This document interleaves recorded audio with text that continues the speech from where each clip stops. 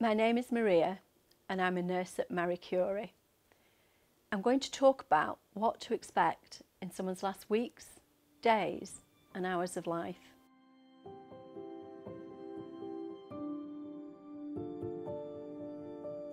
It can be reassuring and helpful to know what to expect. There are some common signs that you might see when someone is dying. Not everyone has these, and some people may only have one or two. Some of the signs are caused by the body slowing down. Others might be caused by illness or treatments. It's important to remember that everyone is different and we can't predict exactly what will happen in someone's last weeks, days or hours of life. In the last weeks of life, some people become more weak or tired and may need to sleep more. They might be less able to have conversations or seem less like their usual self. Many people will eat and drink less. The body is slowing down and using less energy, so they don't need so much food or drink. Some people lose weight and muscle and look thin and frail.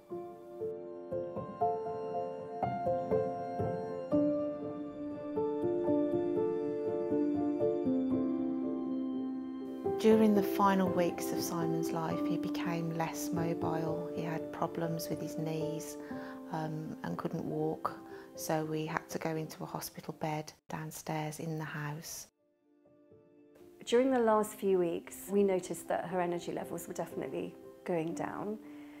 She was beginning to sleep a lot, and I would say she began to distance herself gradually from her family and wanted a lot of quiet time by herself. She certainly started sleeping very much more, maybe 18 hours a day. And obviously we just let that happen. We didn't try and sort of force her to stay awake or anything, because that was obviously what her body needed at that stage.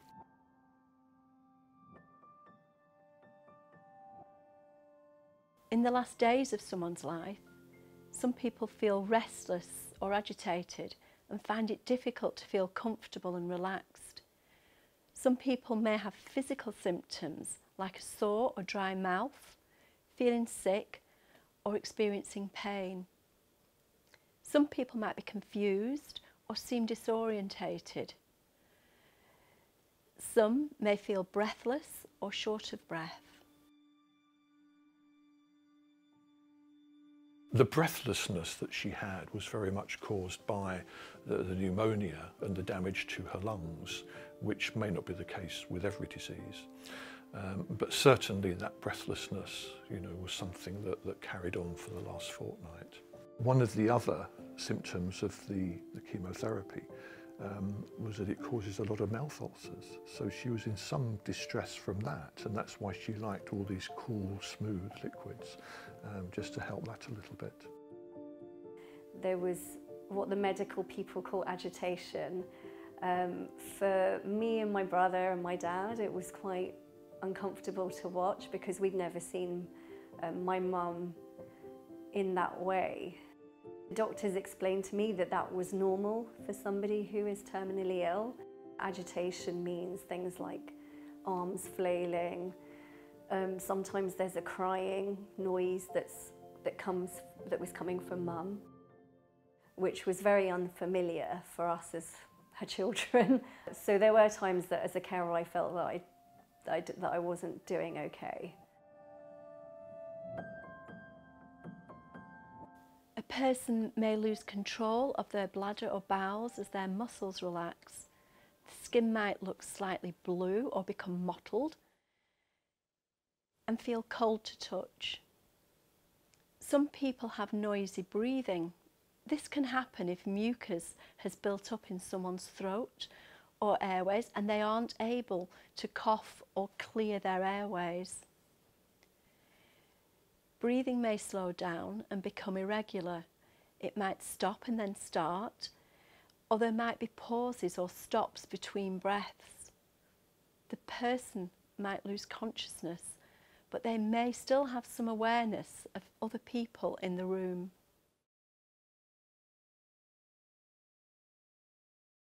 He didn't have any control over his bladder or his bowel, so he had a catheter fitted and then he was padded for his bowels, which I looked after him. I washed him, cared for him that way as well.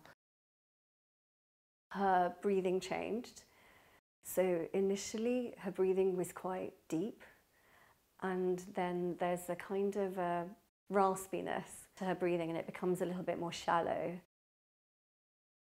We noticed that his breathing had started to rasp and his colour in his face had changed from a yellowy colour to a grey tinge.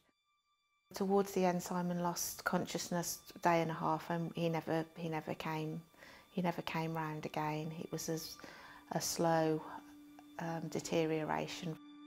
The colour of her skin was very, very pale. And then in the final hours, I noticed that her lips were becoming blue.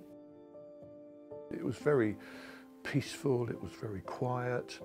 Our son and daughter were with her, as I was. I think one of the cats was on her bed, and she actually breathed her last in her own home, which, when you're looking for crumbs of comfort, was something that we appreciated. The doctor or nurse will focus on making the person as comfortable as possible. Some of the signs I've talked about can be managed or treated. The doctor or nurse might give the person medicines or suggest ways to help them. If you do notice that your loved one is distressed, confused or in pain, speak to their doctor or nurse. If you're with the person who's dying, it might be reassuring if you sit with them. Speak calmly to them and hold their hand.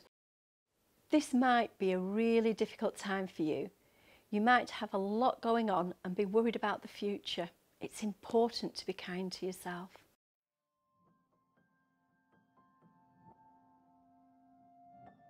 Until you actually see it and witness it and think this is it, you're not prepared.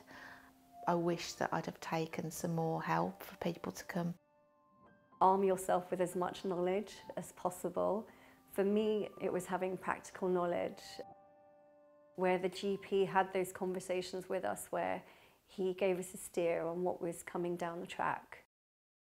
Looking back, one of the things I realise is that I ended up getting involved in certain tasks, certain feelings that were new to me.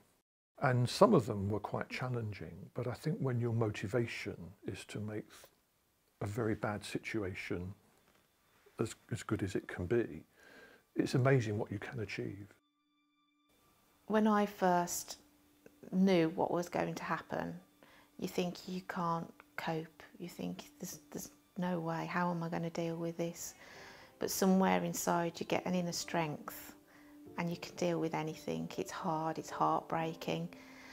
And after the inevitable happens, that's when you fall apart, which is what I did. But you will cope with it, you will deal with it, and just take help where you can. Our free support line can also offer practical information and emotional support. You can call us on 0800 090 2309.